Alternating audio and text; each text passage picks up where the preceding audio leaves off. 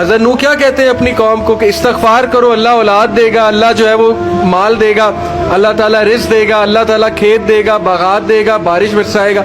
हर मसले का हल तो इस्तग़फ़ार है। तो मैंने सबको इस्तग़फ़ार कहा, तो इसलिए इस्तग़फ़ार अल्लाह के साथ मामला। लोग दुख देंगे आपको, हमारे नबी से ज़्यादा दुख किसको दिया लोगों ने? जब नबी को लोग दुख दे सकते हैं तो हम कौन हैं? जब बेहतरीन इंसान को, सच्चे तरीन इंसान को दुख दिया जा सकता है तो हमारी क्या औकात है?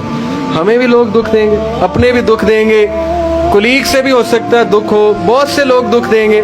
लेकिन दुख जो है ये नबियों की मीरास है, याद रखें। अगर दुख और गम बुरी बात होती तो नबियों को कभी ना होता, ये बात याद रखें। हर नबी गम से गुजरा, हर नबी गम से गुजरा, हर नबी मुश्किल से गुजरा। इससे घबराना नहीं आपने, ये अल्लाह दर्जात बुलंद करता है आपके। हमसे बड़े गुनाह होते हैं, फिर अल्लाह ताला जो है वो उनका कफारा यहीं पे दिलवा देता है मुख्तलिफ तरीकों से। मुश्किलात आती हैं, टेस्ट और ट्रायल्स आते हैं, बड़ा कुछ आता है, लेकिन क़यामत वाले दिन वो शख्स क्लीन स्लेट की तरह आता है। हदीस में आता है कि क़यामत वाले दिन कुछ लोग बिल्कुल क्लीन आएंगे, उनका अमाल नामा साफ सुथरा होगा।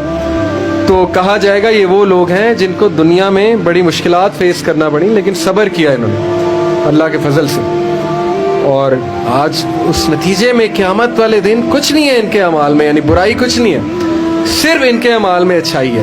तो ये मुश्किलात का वबश्शिर साबिरीन, कि बेशक अल्लाह सुब्हानहू व तआला सब्र करने वालों को बशारत देता है और कहता है कि सलूट तुम्हें लगेगा फरिश्तों से, और अल्लाह ताला तुम्हें सलाम पेश करता है।